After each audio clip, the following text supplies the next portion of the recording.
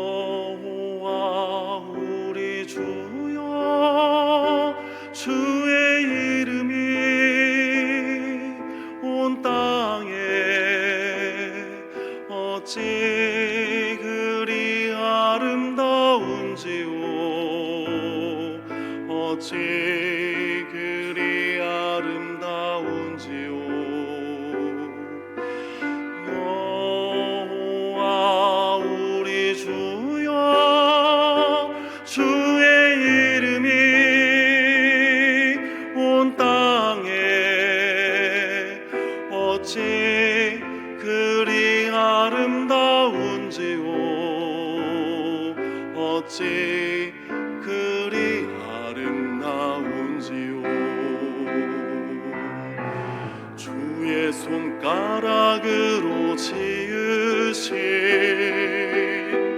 주의 하늘과 주가 베풀어 두신 달과 별 내가 보니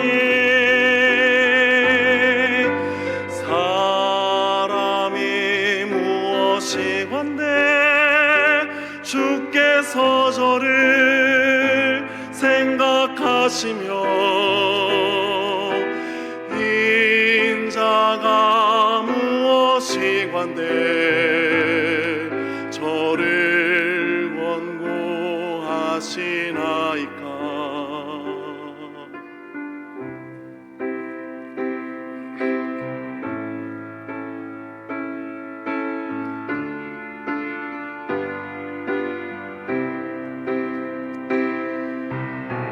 주의 손가락으로 지으신 주의 하늘과 주가 베풀어 두신 달과 별 내가 보니 사람이 무엇이 한데 주께서 저를 생각하시며 인자 나가 무엇이 환대 저를 원고하시나이까. 여호와 우리 주여 주의 이름이 온 땅에 어찌 그리 아름다운지요 어찌 그리 아름다운지요.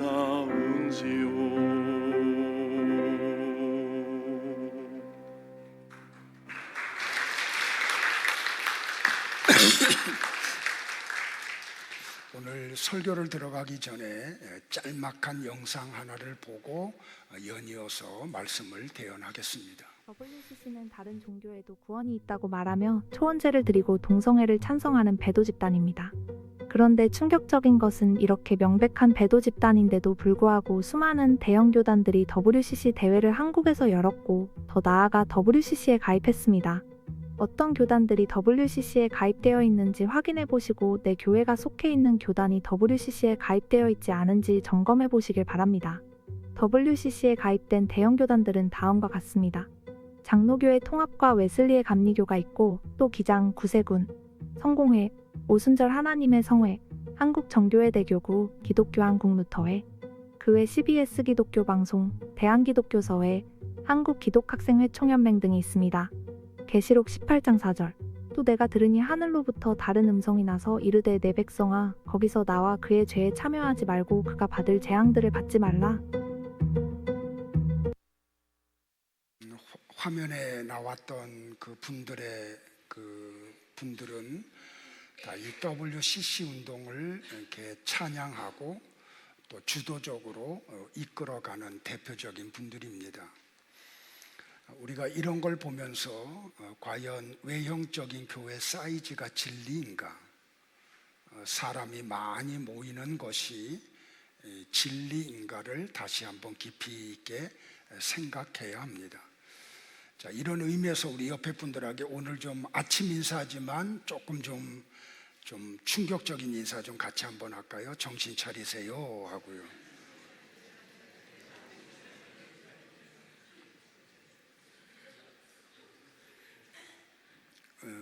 모든 사람은 자기 나름대로의 세계관을 가지고 있습니다. 그러니까 어떤 사람의 말과 행동은 그 사람의 무의식 속에 있는 세계관에 의해서 나오는 겁니다. 개인과 집단도 세계관을 가지고 있는데 이것이 오랜 시간 사회나 문화 속에 깊이 영향을 미치는 것을 시대 정신이라고 합니다.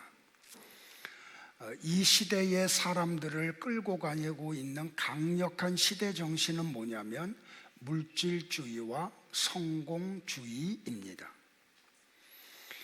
그러니까 돈만 많이 벌 수 있다고 하면 뭐든지 하죠. 이 세상에서 성공만 할 수 있다고 하면 아이들이 시험 기간이 되면 교회를 보내지 않아요. 성공이 중요하기 때문에 이게 교회까지 파고 들어와서 굉장히 강력하게 역사를 하죠. 어제 교육자 회의를 하는데 우리 조은조 전사님이 저한테 이런 보고를 해요. 청소년부가 부흥을 했는데 시험 기간만 되면 숫자가 줄어든대요. 이게 뭐냐면 이 시대 정신의 영향을 받은 부모들이 아이들을 교회에 보내기보다는 학원에 보내고 아이들 자체도 성공을 목적으로 신앙보다는 영어도나 하나를 더 외우는 쪽으로 흘러가고 있는 거죠. 성경은 이런 시대 정신을 세상 풍속이라고 했습니다. 세계관이 중요한 이유는 그 세계관이 가치관을 형성해요. 그리고 그 가치관은 행동 양식을 나타내기 시작을 하죠.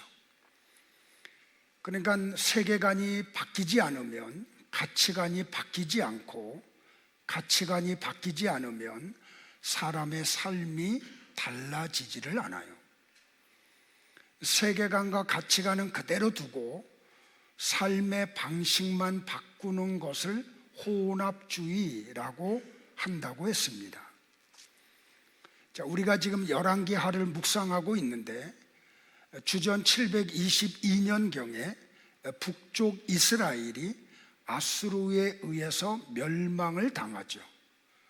그 성경은 이스라엘이 멸망을 당한 이유를 혼합주의 때문이다 라고 우리에게 경고를 하고 있습니다.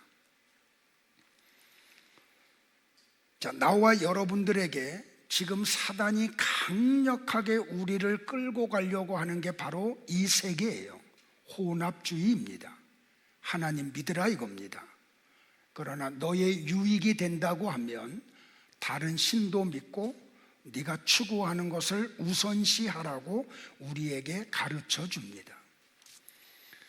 그런데 이 혼합주의가 강력하게 일어나고 그것에 의해서 멸망당한 이곳에 하나님의 은혜가 임합니다. 여러분들, 예수님이 사마리아 성을 갔다라고 하는 것이 얼마나 대단한 일인지를 우리가 역사적으로 알아야 돼요.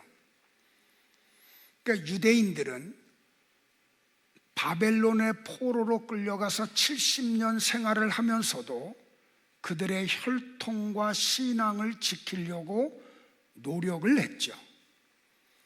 그래서 고레스 왕에 의해서 유대로 다시 돌아온 후에 그들은 사마리아 사람들을 멸시하기 시작을 합니다. 예수님이 인카네이션 했을 때에는 유대 사람들이 사마리아 사람들을 원수처럼 여겼습니다. 어느 정도였냐면 유대인이 사마리아 사람을 집으로 초대를 하거나 이렇게 영접을 해서 식사를 하면 그 유대인의 자녀는 노예로 전락할 정도로 그 정도의 삶을 살았습니다. 사마리아 사람과 같이 식탁에 앉아서 음식을 먹으면 유대인들은 그 유대인을 돼지와 같이 여겼습니다.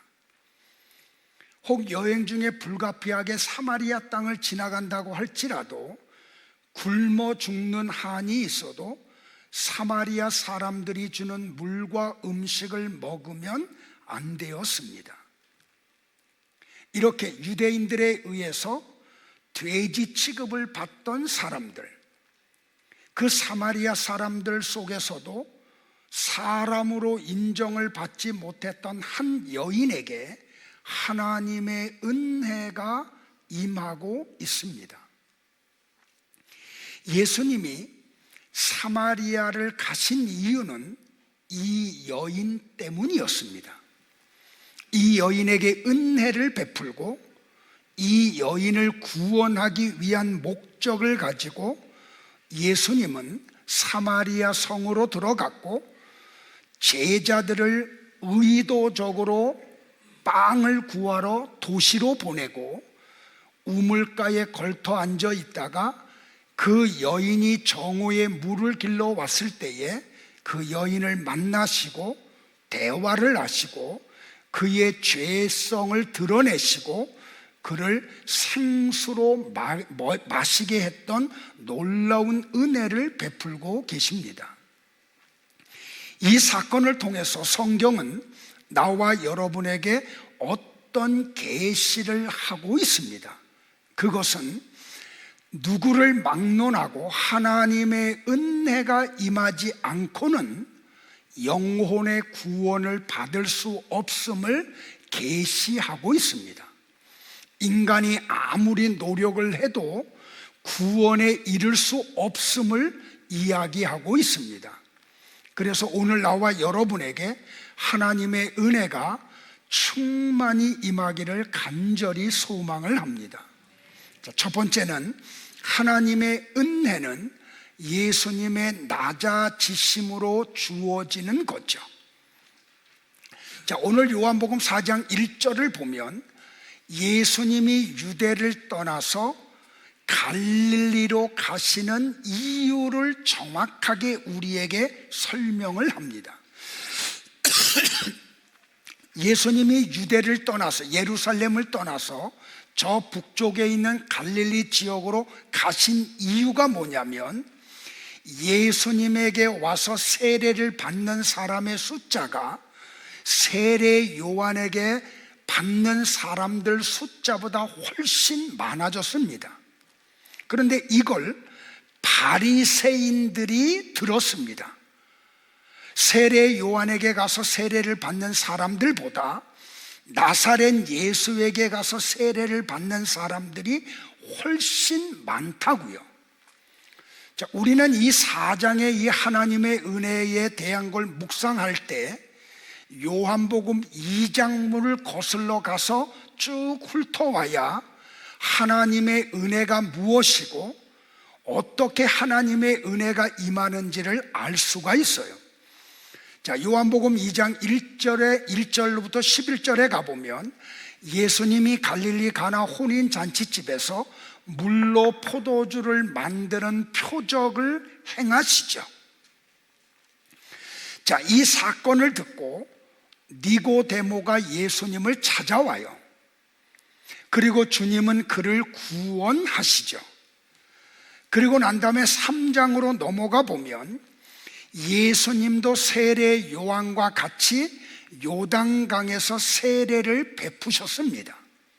자, 성경을 한번 같이 볼까요? 시작. 그 후에 예수께서 제자들과 유대 땅으로 가서 거기 함께 유하시며 세례를 베푸시더라. 요한도 살렘 가까운 에논에서 세례를 베푸니 거기 물이 많음이라. 그러므로 사람들이 와서 세례를 받더라. 자, 예수님도 세례를 베풀고 세례 요한도 세례를 베풀자 요한의 제자와 유대인이 정결 예식에 대해서 논쟁을 벌이기 시작을 합니다. 이 정결 예식이 뭐냐면 세례도 정결 예식에 포함이 됩니다. 그러니까 요한의 제자들과 유대인들이 어떤 논쟁을 벌였냐면 예수님의 세례가 더 효과적이냐, 세례 요한의 세례가 효과적이냐, 어떤 세례가 더 능력이 있는 거냐라고 하는 논쟁이 벌어졌습니다. 이 논쟁 이후에 세례 요한의 제자들이 요한에게 가서 이렇게 이야기를 합니다. 라피어, 선생님과 함께 요단강 저편에 있던 이 예수님이, 곧 선생님이 증언하시던 그 예수님이 세례를 베풀매 사람들이 다 그에게로 가더이다. 여러분들, 우리가 복음서를 보면 말라기의 예언이 있고 난 다음에 400여 년 만에 하나님이 보낸 사람이 세례 요한이죠. 그러니까 이스라엘 사람들은 400년 만에 하나님이 보낸 사람을 만나요. 그리고 그 세례 요한을 통해서 엄청난 이야기를 들어요. 그래서 사람들이 요단강으로 내려가서 세례 요한에게 세례를 받아요. 그런데 시간이 조금 지나자 세례 요한의 인기는 시들해지고 예수님의 인기가 폭발적으로 늘어났죠. 그러니까 세례 요한의 제자들 속에 조금 염려스러운 부분이 있었어요. 그래서 세례 요한에게 가서 이런 보고를 하는 거죠. 제자들의 말을 들은 세례 요한이 제자들에게 이렇게 말을 하죠. 중요합니다. 같이 볼까요? 시작. 만일 하늘에서 주신 바가 아니면 사람이 아무것도 받을 수 없느니라. 내가 말한 바 나는 그리스도가 아니요 그의 앞에 보내심을 받은 자라고 한 것을 증언할 자는 너희니라. 신부를 취하는 자는 신랑이나 서서 신랑의 음성을 듣는 친구가 크게 기뻐하나니 나는 이러한 기쁨으로 충만하였노라. 그는 흥하여야 하겠고 나는 쇠하여야 하리라. 여러분들, 연예인들이 못 견디는 것 가운데 하나가 뭐라고 하는지 아세요? 인기가 막 하늘 높이 올라갔다가 어느 날 인기가 그냥 땅바닥으로 주저앉아서 사람들이 자기를 외면할 때 그때 못 견뎌 한대요. 근데 지금 세례 요한에게 이런 일이 벌어진 거죠. 그런데 요한은 뭐라고 말을 하냐면, 나는 신랑이신 예수님을 기다리던 신부였는데 신랑의 음성을 듣는 것을 나는 가장 크게 기뻐한다고. 그러면서 이런 고백을 해요. 나의 신랑이신 예수님은 흥하여야 하겠고 나는 쇠하여야 하리라. 세례 요한의 이 말이 무슨 말인지 압니까, 여러분들? 성도가 살아야 할 하나님 나라의 삶이 이거예요. 예수님은 흥하여야 하겠고 나는 쇠해도 좋다. 이게 구원받은 진짜 성도들이 추구해야 될 삶이라는 것을 나와 여러분들이 알기를 주의 이름으로 축복을 합니다. 그러면 여러분들, 여기에서 예수님이 흥하여야 한다는 흥함이 뭐예요? 잘 되는 거예요? 높아지는 거예요? 인기가 많아지는 거예요? 여기서 말하는, 세례 요한이 말한 예수님의 흥함은 하나님 아버지의 뜻을 이루는 십자가에서의 죽음을 말해요. 이게 예수님의 흥함이에요. 아버지의 뜻이 내 안에서 이루어지는 게 예수님의 흥함이라는 말이에요. 그러므로 여러분들이 꼭 알아야 될 게 뭐냐면, 예수님은 당신의 인기가 세례 요한보다 높아지자 급하게 스스로 그 높아짐에서 떠나버리세요. 왜? 그게 흥함이기 때문에. 그러니까 사람의 칭찬을 듣고 사람으로부터 높임을 받고 많은 사람들이 추종하는 게 흥함이 아닌 거죠. 아버지의 뜻이 내 안에서 이루어지는 게 성도의 흥함이라는 말입니다. 그러니까 예수님은 스스로 쇠하심의 자리로 내려오시죠. 그게 바로 예수님의 흥함이라는 말입니다. 그러니까 사람들의 관점에서 보면 약해지는 것이 예수님의 십자가의 삶이죠. 그거는 쇠하는 거라니까요, 세상적인 관점에서는. 그러나 하나님의 관점에서 보면 십자가를 짊어지고 대속의 죽음을 죽으시는 예수님의 삶이 흥함이라는 말이에요. 그러니까 성도들의 흥함이 뭐냐면, 허물과 죄로 말미암아 죽었던 영혼이 예수님의 흥함을 통해서 살아나는 것, 구원받는 것, 그게 성도의 흥함입니다. 세례 요한은 자기는 쇠하여져야 된다고 이야기를 하죠. 그러면 세례 요한의 쇠함은 뭐예요? 예수님을 구원자로 소개하고 헤롯 왕에 의해서 순교를 당해서 죽는 게 세례 요한의 쇠함입니다. 자, 이렇게 이 세례 요한의 말을 통해서 보면 성도들은 반드시 어떤 삶이 나타나냐면, 자기를 부인하고 자기 십자가를 짊어지는 삶 속에 들어갈 수밖에 없어요. 왜요? 그게 흥함임을 알기 때문에. 그런데 교회에 와서 흥함을 어떻게 여러분들이 소개를 받냐면, 높은 자리에 올라가는 것이 흥함이고 돈을 많이 벌어서 사람들을 다스리는 게 흥함이라고 그렇게 자꾸 듣게 되죠. 근데 그거는 성경적 흥함이 아니에요. 세례 요한이 말하는 흥함이 아니라는 말이에요. 그래서 성도가 쇠함의 삶을 살면 하나님의 말씀 속에 들어가요. 그 말씀이 요구하는 삶을 살아내죠. 그 말씀의 가치를 더 크게 여긴다는 말이에요.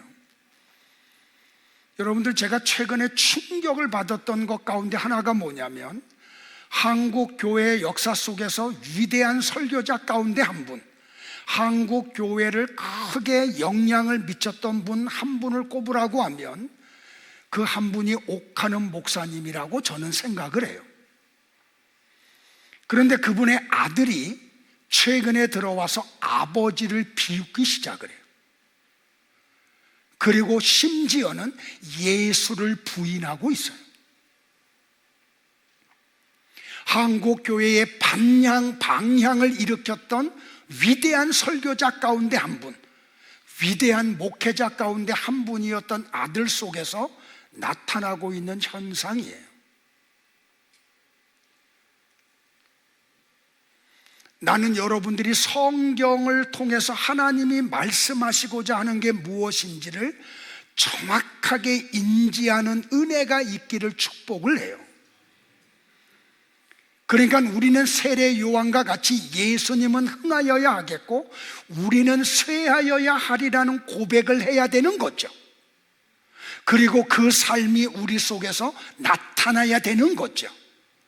그 쇠함은 어떤 불이익을 세상에서 당해도 하나님의 말씀을 가장 가치 있게 여기는 거예요.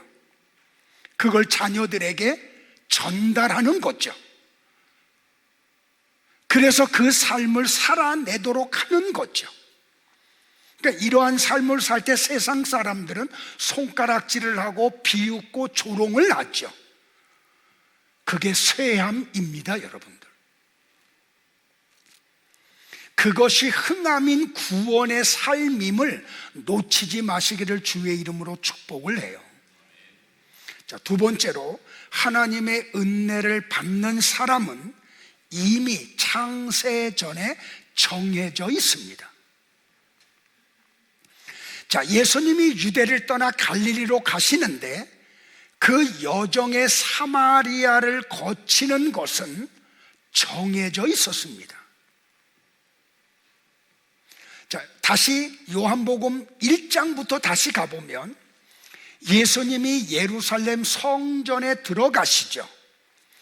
그랬더니 그 성전 안에서 소와 양과 비둘기 파는 사람들과 세상에서 쓰는 돈과 성전에서만 쓰는 돈을 교환하는 화폐 교환소가 있는 것을 주님이 보세요. 그러자 예수님은 노끈으로 채찍을 만들어서 양과 소를 성전에서 다 몰아내시고 돈을 바꾸는 사람들의 돈을 쏟으시고 그 상을 엎어버리시죠. 이 사건 이후에 니고데모가 찾아와요.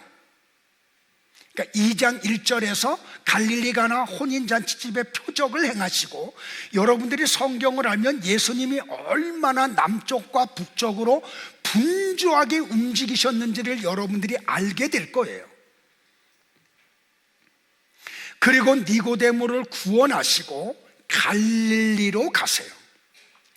그러니까 예수님은 지금 마지못해서 어쩔 수 없어서 갈릴리로 가시는 게 아니에요.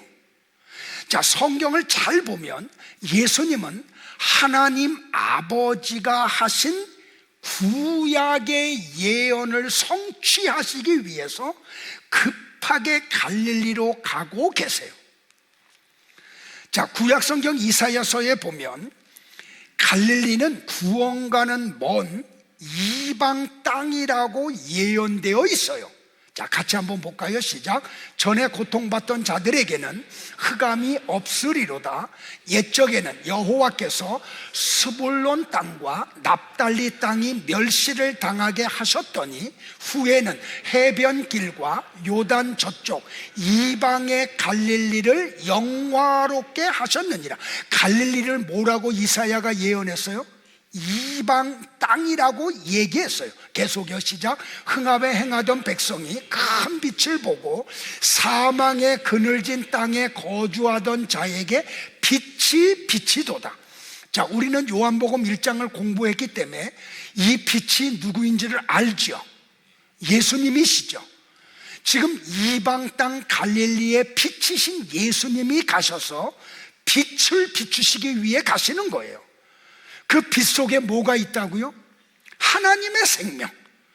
그 영혼이 죽어있는 사람들 속에 예수님이 하나님의 생명을 불어넣으시기 위해서 갈릴리 땅으로 가신 것을 알 수가 있죠. 자, 이 이사야의 예언을 마태가 마태복음 4장 12절로부터 17절에서 인용하면서 이렇게 이야기를 했어요. 같이 볼까요? 예수께서 요한이 잡혔음을 들으시고 갈릴리로 물러가셨다가 나사렛을 떠나 스불론과 납달리 지경 해변에 있는 가버나움에 가서 사시니, 이 가버나움이 어디예요? 갈릴리 지역이에요. 계속요. 이는 선지자 이사야를 통하여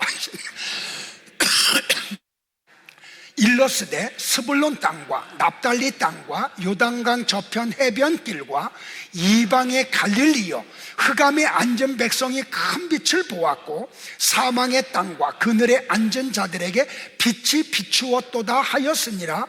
이때부터 예수께서 비로소 전파하여 이르시되 회개하라, 천국이 가까이 왔느니라 하시더라. 그러니까 여러분들, 그 이방 땅 갈릴리에 예수님이 지금 복음을 전파하러 가시는 것은 아버지 하나님이 이사야 선지자를 통하여 예언한 말씀을 이루려고 가시는 거죠. 그러니까 당신의 뜻으로 가는 게 아니에요. 아버지가 그렇게 말씀하셨기 때문에 그 말씀을 성취하기 위해서 가시는 거예요. 그런데 유대에서, 예루살렘에서 갈릴리로 가시는데 사마리아를 거쳐서 가세요. 그런데 요한복음 오늘 본문을 여러분들이 자세히 보면 예수님이 예루살렘에서 갈릴리 지방으로 가시는데 반드시 사마리아를 거쳐야 한다고 기록되어 있어요. 자, 4장 4절을 같이 한번 볼까요? 자, 사마리아를 통과하여야 하겠는지라. 제가 헬라어 어구를 그대로 좀 가지고 왔어요. 이 4장 4절에 헬라어가 어떻게 되어 있냐면 이렇게 되어 있어요. 에데이 데 아우톤 디에르케스타이 디아테스 마라레이아스. 자, 여기서 처음 나오는 에데이라고 하는 단어는 필연을 나타내는 비인칭 동사 데이의 3인칭 단수 능동태 미완료형이에요. 무슨 뜻이냐면 예수님은 반드시 사마리아를 지나가셔야만 했다, 이 뜻을 가지고 있어요. 그러니까 이것은 예수님이 사마리아를 통해서 갈릴리로 가시는 것은 아버지가 창세전에 이미 그렇게 정해 놓으셨다는 뜻이에요. 그러니까 예수님은 자기의 의도로 지금 움직이시는 게 아니라 아버지의 의도를 따라서 이동을 하고 계신 거예요.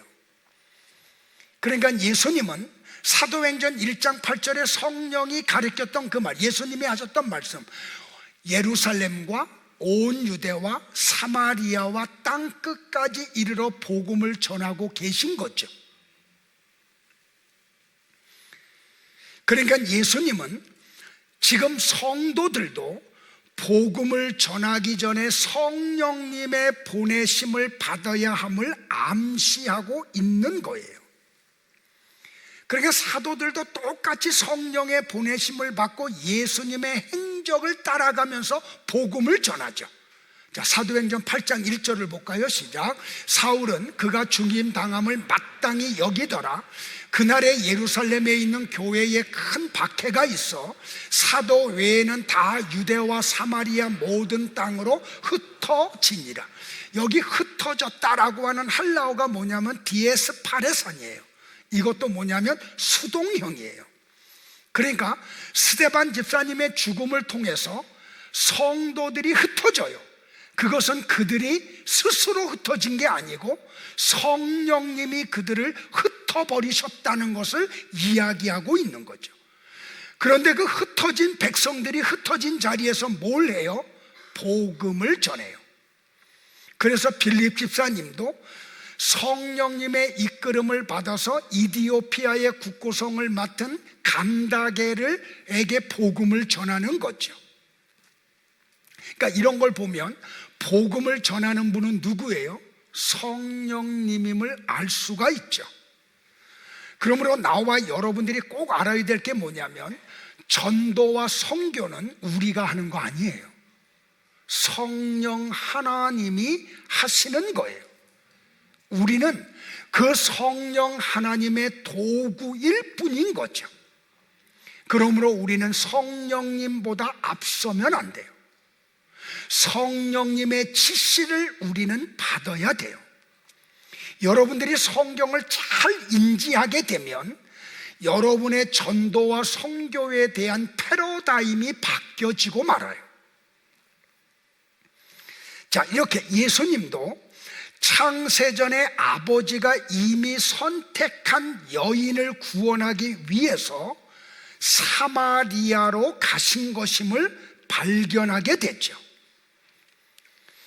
그러니까 예수님의 이 영혼 구원을 하는 열정이 얼마나 대단한지를 우리는 본문 6절에서 발견하게 돼요. 같이 한번 6절을 볼까요? 시작. 거기 또 야곱의 우물이 있더라.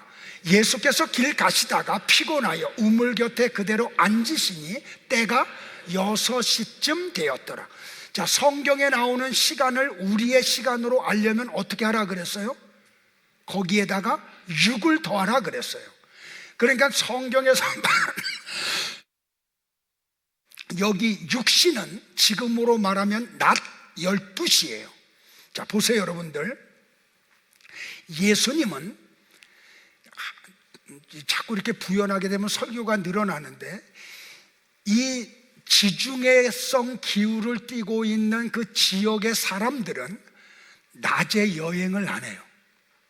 왜냐하면 햇볕이 너무 강렬해서. 그러니까 여인들도 물을 길러 나올 때 해가 기울 때 물을 기르러 나오지 낮에 물을 기르러 오지를 않아요. 그런데 예수님은 그 뜨거운 태양이 장렬하는 때에 사마리아 성으로 들어가세요. 오늘 요한이 정확하게 얘기했는데 예수님이 굉장히 피곤하셨다고.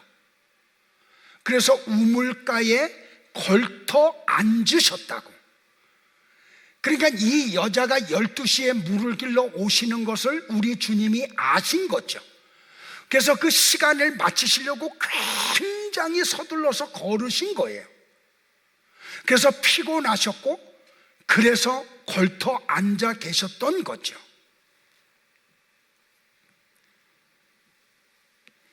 그런데 이 여자가 낮 12시에 물을 기르러 왔다는 것은 사람들을 만나는 것을 불편해했다는 것을 알 수가 있겠죠. 예수님과 대화 속에서 우리는 그거를 알 수가 있어요. 자, 그런데 여러분들 보세요. 지금 예수님이 먼저 이 여자에게 말을 걸어요. 여러분들이 조금 그 배경을 알면은 이게 얼마나 엄청난 일인지를 알게 될 거예요. 자, 유대인들은 사마리아 사람을 돼지나 개로 취급을 했어요.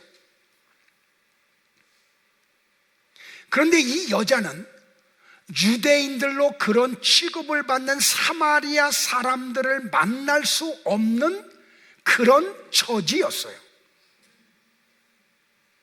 더더군다나 유대인은 여자를 만나면 안 돼. 벌건 대낮에.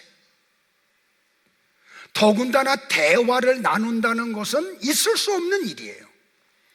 그런데 예수님이 유대인으로 낮에 사마리아 여자를 찾아가시고 만나시고 먼저 말을 거세요. 자, 한 단계 더 건너뛰어서 이 여자를 가리켜서 뭐라 그래요? 사마리아에 있는 어디 사람이라고요? 제가 부탁했는데 토요일날 사무실로 전화해서 본문 받아가지고 좀 읽고 오라고. 수가성이라 그러죠. 수가라는 단어가 나와요. 자, 5절과 6절을 같이 볼게요. 시작. 사마리아에 있는 수가라 하는 동네에 이르시니 야곱이 그 아들 요셉에게 준 땅이 가깝고 거기 또 야곱의 우물이 있더라. 그러면 이 우물은 야곱의 우물임을 알게 됐죠. 그리고 여기는 지금 사마리아 안에서도 수가성임을 알게 됐죠. 여러분들, 수가가 어떤 곳이에요? 이 여기에 나오는 수가가 구약 성경에는 세겜을 이야기해요. 근데 이 수가, 세겜이라는 단어는 값을 치르고 사다 라고 하는 뜻을 가지고 있어요. 대속을 이야기하죠. 자, 여러분들이 창세기부터 보면 아브라함이 갈대아 우르에서 하나님의 방문을 받고 하나님의 말씀을 따라서 약속의 땅에 오죠. 그가 첫 번째 도착한 곳이 어딘지 아세요? 세겜이에요. 그가 거기서 뭘 해요? 제단을 쌓아요.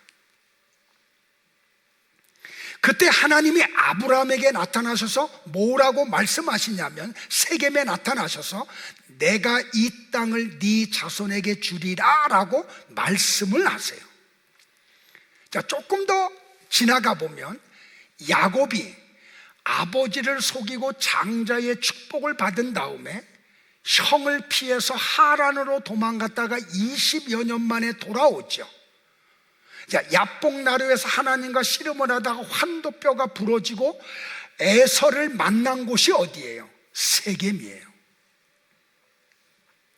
바로 야곱은 에서와 세겜에서 극적으로 화해를 하고 머물었어요. 근데 이 세겜에서 어떤 일이 벌어져요? 야곱에게 있는 하나밖에 없는 딸 디나가 세겜의 아비 하몰에 의해서 강간을 당해요. 그래서 야곱이 나중에 그 세겜의 아들 하몰의 아들들에게 은 100개를 주고 이 세겜 땅을 사요.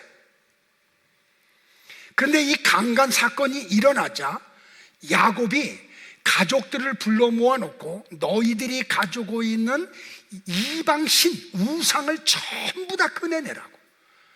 그래서 그 가족들이 가지고 있던 모든 우상을 모아가지고 세겜에 있는 한 상수리 나무 아래에다 파묻어 버려요. 그리고 가족들을 데리고 어디로 가요? 베델, 하나님의 집으로 올라가요. 나중에 출애굽한 후에 이 세겜 땅을 누가 기업으로 받냐면 에브라임 지파가 기업으로 받아요. 그런데 여러분들 보세요. 출애굽한 이스라엘 백성들이 가나안 땅에 정착한 다음에 하나님이 요단강 동편과 서편에 3개씩 뭐를 세워요? 6개 도피성을 세워요. 그러니까 부지 중에 살인했다고 하더라도 도피성에 들어가면 그 사람의 생명은 보존이 됐죠. 그런데 요단강 서편에 도피성이 3개가 세워졌는데 그 가운데 하나가 어디에 세워졌냐면 세겜에 세워졌어요. 그러니까 세겜은 또한 축복을 선포했던 그리심산과 저주를 선포했던 에발산 사이에 있어요. 자, 이런 얘기를 다 알려면 여러분들이 구약을 좀 인지하고 계셔야 돼요. 이런 거 설명하려면 몇 시간이 걸리니까. 그러니까 성경을 좀 많이 읽으시기를 바라요. 자, 이렇게 세겜에는 하나님의 은혜가 집중적으로 쏟아졌던 곳이 세겜이에요. 바로 이 세겜 수가에 사람들로부터 사람 취급받지를 못하고 개 취급당하고 있는 한 여인에게 하나님의 은혜가 임하는 것은 이미 창세전에 정해졌던 거예요. 자, 마지막으로 하나님의 은혜는 예수님을 통한 구원임을 말하고 있어요. 자, 예수님이 이제 이 여인을 만나자 먼저 말을 걸죠. 뭐라고요? 나에게 물을 좀 달라고 해요. 그러자 이 여인이 깜짝 놀라죠. 아까도 얘기했지만 유대인이 사마리아 여자와 대낮에 대화 나누는 것은 상상할 수 없는 일이에요. 당시에.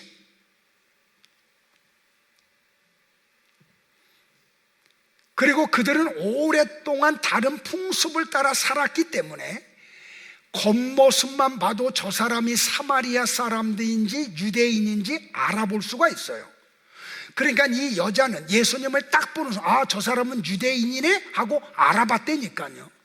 근데 유대인이 사마리아 여자에게 대낮에 말을 거는 것을 보고 깜짝 놀랐던 거죠.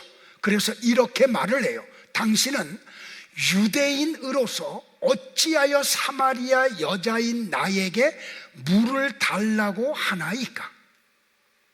자, 중략을 하고 이 여자의 말에 의해서 예수님은 자연스럽게 뭘로 대화를 끌고 가요? 생수로 이야기를 끌고 가요. 같이 볼까요? 시작. 네가 만일 하나님의 선물과 또 네게 물 좀 달라 하는 이가 누구인지를 알았더라면 네가 그에게 구하였을 것이요 그가 생수를 네게 주었으리라 라고 말이에요. 자, 여기 생수라는 말이 굉장히 중요해요. 여러분들, 헬라어로 뭐냐면 피도르예요. 이 생수는 뭐냐면 고여있는 우물물을 말하지 않아요. 흐르는 물을 이야기해요. 그래서 에스겔서에 보면 생수의 강이 나오죠. 성전 붓지방에서 솟아났던 물이 흘러가잖아요. 이게 생수라니까요. 그러니까 생수라는 말은 고여있는 물이 아니고 흐르는 물을 이야기해요. 근데 여기 수가성에 있는 세겜에 있는 야곱의 우물은 깊이가 30m가 되는 우물이에요. 그러니까 사마리아 여자가 지금 예수님에게 무슨 말을 하냐면 여기는 지금 흐르는 물이 없습니다. 야곱의 우물밖에 없습니다. 이 이야기를 하는 거예요. 그러니까 사마리아에 여기서는 지금 흐르는 물을 찾을 수도 없는 거죠. 그러니까 여인은 궁금한 거예요. 왜? 지금 야곱의 우물, 깊이가 30m나 되는 우물 앞에서 예수님은 흐르는 생수를 이야기하니까. 그래서 여인이 궁금해서 이렇게 물어보는 거예요. 같이 볼까요? 시작. 주여, 물 기를 그릇도 없고 이 우물은 깊은데 어디서 당신이 그 생수를 얻겠사옵나이까? 우리 조상 야곱이 이 우물을 우리에게 주셨고 또 여기서 자기와 자기 아들들에게 짐승이 다 마셨는데 당신이 야곱보다 더 크니까? 이렇게 질문을 던지는 거죠. 여러분들, 그 이스라엘에 가면 우물에는 반드시 뭐가 있냐면 염소 가죽으로 만든 그릇이 우물에 매달려 있어요. 그러니까 우리나라를 생각하면 저 산속에 가면은 혹시 샘물이 있으면 그 바가지가 하나씩 있죠. 물 떠먹으라고. 똑같이 그런 게 있어요. 그러니까 여인은 유대 사람인 예수님이, 그리고 유대인들은 사마리아인이 쓴 그릇은 절대로 쓰면 안 돼요. 그러니까 이 여자의 말은 무슨 말이냐면 유대 사람인 예수님이 쓸 그릇은 여기 없다는 뜻이에요. 그릇이 없다는 게, 사마리아인들이 떠서 마시는 염소 가죽의 그릇은 있어요. 근데 그것을 유대인들은 쓸 수 없으니까 그런 그릇이 없음을 말하고 있는 거예요. 그러니까 이 여인은 지금 생수를 어떻게 오해하고 있는 거예요? 흐르는 물이 아닌 고여있는 물로 생각을 한 거죠. 또 하나 오해가 뭐예요? 육신의 그 목마름을 해결하는 물로 오해를 한 거죠. 마치 니고데모가 거듭남을 오해했듯이. 예수님이 네가 거듭나야 하나님 나라를 보고 하나님 나라에 들어간다고 말하자 니고데모가 뭐라 그래요? 내가 어머니보다 더 큰데 어떻게 두 번째 어머니의 뱃속에 들어갔다가 태어날 수 있습니까? 그는 육체로 오해를 했다니까요. 그때 예수님이 뭐라 그래? 야, 육으로 난 것은 육이고 영으로 난 것은 영이야 라고 가르쳐 주잖아요. 그러니까 이 니고데모도, 사마리아 여자도 지금 예수님의 말씀을 육적인 것으로 오해를 하고 있는 거예요. 그래서 예수님이 13절과 14절에서 자세하게 생수가 뭔지를 설명을 해 주시죠. 같이 볼까요? 시작. 이 물을 마시는 자마다 다시 목마르려니와 내가 주는 물을 마시는 자는 영원히 목마르지 아니하리니 내가 주는 물은 그 속에서 영생하도록 솟아나는 샘물이 되리라. 그러니까 예수님은 너의 육신의 가람을 해결하는 물 얘기를 내가 하는 게 아니고, 네 육체의 만족을 주려고 내가 하는 말이 아니고, 너의 그 죽은 영혼에 살리는 이야기를 한다고 말씀을 하고 계세요. 자, 그 생수가 우리에게 어떻게 주어져요? 같이 볼까요? 성경을 또 시작. 누구든지 나를 믿는 자는 성경의 이름과 같이 그 배에서 생수의 강이 흘러나오리라 하시니 이는 그를 믿는 자들이 받을 성령을 가리켜 말씀하신 것이라. 그러니까 우리가 예수 그리스도를 통해서 구원받는 것은 성령이 우리 안에 내주하심으로, 임재하심으로 이루어지는 것임을 설명하고 있죠. 이게 지금 둘로 나눠진다니까요. 재미있어 하는 분들과 호기심을 가지고 더 알려는 분들과 도대체 지금 뭔 소리 하는 거야? 못 알아먹겠어. 그러니까 여러분들이 성경을 좀 집에서 많이 읽으시기를 좀 부탁드릴게요. 아멘도 안 해, 이제. 자, 말씀 마칠게요. 지금 예수님은 이 여인을 통해서 나와 여러분에게도 목마름이 무엇인지를 설명하고 계세요. 그래서 어떻게 해요? 이 여자에게 이런 얘기를 해. 네 남편 데려와. 그러자 여인이 뭐라고 대답해? 나는 남편이 없습니다 하고 얘기하죠. 이 여자에게 남편이 없어요? 있었다니까요. 예수님이 이렇게 밝히세요. 네가 남편이 없다 하는 말이 옳도다. 너에게 남편 5이 있었고 지금 있는 자도 네 남편이 아니니 네 말이 참되도다. 여러분들 예수님의 말씀을 잘 새겨 들어야 돼요. 육체적으로는 이 여인에게 남편이 5이 있었죠.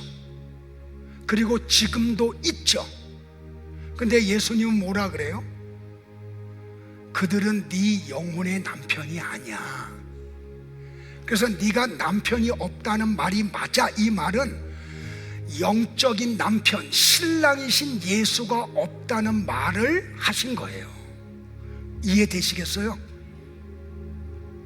그러니까 예수님은 지금 이 말씀을 하심으로 이 여자의 죄를 바깥으로 폭로해 버리신 거예요. 여러분 속에 은밀하게 숨겨져 있는 그 죄가 바깥으로 폭로가 돼야 여러분들은 비로소 구원의 길로 접어들 수가 있어요. 이렇게 이 여인과 똑같이 영혼이 타락한, 영혼이 죽어있는 인간들은 끊임없는 목마름 속에 빠져 있어요. 그래서 이 세상 사람들은 어떻게 하냐? 이 목마름을 육적인 것으로 오해를 한다니까요. 그래서 이 육적인 목마름을 채우면 목마름이 해결될 것으로 착각들을 해요. 그래서 그 목마름을 해소하기 위해서 추구하는 게 뭐예요? 돈을 많이 벌으면 이 목마름이 없을 거라고, 명예를 얻으면 목마름에서 해방을 받을 것이라고. 어떤 사람들은 섹스를 통해서 이 목마름을 해소하려고, 어떤 사람은 술로, 어떤 사람은 도박으로 이런 삶을 추구하는 거죠. 그래서 전 대통령의 딸이 그런 삶을 사는 거예요. 이 목마름을 해소하려고. 그런데 이 목마름이 그렇게 해소가 돼요? 안 돼요? 안 된다니까요. 그러니까 이 사마리아의 이 여자도 자기의 목마름을 어떻게 해소하려고 했냐면 남자들을 통해서 해소하려고 했어요. 그래서 6번이나 결혼한 거예요. 예수님은 지금 이 여자에게 무슨 말을 하냐면 네가 지금 해결하려고 하는 그 해결 방법은 잘못된 거야 라고 들춰내시는 거예요. 야곱의 우물과 세상의 힘을 상징하는 남편들을 통해 자신의 해가를 추구하고 있었던 그 여인에게 진짜 예수님 남편이 나타난 거죠. 그의 그 목마름을 해결할 진짜 신랑이 나타나신 거예요. 지금 예수님은 이 말씀을 하고 계신 거예요. 성도 여러분들 잊지 마세요. 여기에 나오는 이 여인이 바로 나와 여러분들이에요. 나와 여러분의 이 목마름을 해결할 수 있는 분은 신랑이신 예수님 외에는 없어요. 그래서 우리는 예수님에게만 가야 돼요. 이걸 아는 사람들은 자녀들을 예수님에게로 안내한다니까요. 제가 어저께 그런 얘기 했어요. 그렇게 공부한다고 다 서울대학 가냐? 서울대학 못 갈 거 뭐 그렇게까지 하냐? 여러분들 요새 특성화 고등학교들이 많이 생겼어요. 그래서 걔네들이 전문 그 기술을 익히고 나서 사회에 와서 더 잘 돼요. 거기에다 너무 목숨 걸지 마세요. 여러분의 자녀들을 예수님에게 접붙이세요. 나와 여러분이 이 여인과 같은 삶을 살고 있지 않습니까? 돈과 권력과 명예와 건강으로 목마름을 해소하려고 동분서주하고 있지 않느냐는 말이에요. 6명이나 되는 남편을 거느렸던 이 여인에게 진짜 신랑이 나타나신 거죠. 음탕한 여자 고멜에게 호세아 선지자가 가서 청혼을 했던 것과 같이 신랑이신 예수님이 남자가 6이나 되는 여자에게 와서 지금 청혼을 하고 계시는 거예요. 구약 성경을 보면 재밌는 게 발견돼요. 여러분들, 남자들이 우물에서 신부들을 만나요. 신부들이 우물에서 남편을 만나요. 이삭이 어디서 리브가를 만나요? 아브라함의 종 엘리에셀이 우물가에서 리브가를 만나요. 여러분들, 야곱이 라헬을 어디서 만나요? 우물가에서 만나요. 출애굽기에 가면 모세가 십보라를 어디서 만나요? 우물가에서 만나요. 성경에서의 우물은 신부가 신랑을 만나는 장소예요. 우물가에 부정한 사마리아 한 여자가 있었습니다. 그녀는 남자들을 통해서 자기의 목마름을 해결하려고 했던 어리석은 사람이었습니다. 그런데 그런 그녀에게 자기를 버리지 않고 실망시키지 않고 영원히 함께할 진짜 신랑이 나타나셨습니다. 예수님은 그녀가 잘나서 찾아오신 거 아니죠. 이 여인이 똑똑해서 오신 거 아니에요. 뭐 흠모할 만한 아름다운 것이 있어서 오신 것도 아니에요. 그 여인이 예수님을 간절히 사모했던 것도 아니에요. 그녀는 아버지 하나님이 창세전에 선택했던 하나님의 자녀였던 거죠. 그래서 예수님은 사마리아까지 이 여인을 찾아오신 거예요. 그리고 신랑이 되어주신 거죠. 이 여인의 목마름을 해결하기 위해서 신랑이신 예수님이 어떻게 해요? 십자가에서 내가 목마르다라고 외치세요. 그러므로 예수님이 목마르심으로 이 여인의 목마름을 해결해 버리셨죠. 이 여인은 사람들로부터 외면을 당했어요. 예수님이 십자가에서 하나님으로부터 외면을 당하시죠. 그래서 외치세요. 나의 하나님, 나의 하나님, 어찌하여 나를 버리시나이까. 예수님이 아버지로부터 외면을 당하심으로 이 여인을 아버지의 친자녀로 만들어서 화목하게 만들어 버렸어요. 세상에 형편없고 알아주는 사람 한 사람 없는 여인에게 하나님의 은혜가 임했습니다. 이 여인의 이야기는 다른 이야기가 아니에요. 나의 이야기고 여러분의 이야기예요. 하나님의 은혜가 나와 여러분에게 임하기를 주의 이름으로 축복을 합니다. 이걸 사모하면서 다 같이 일어나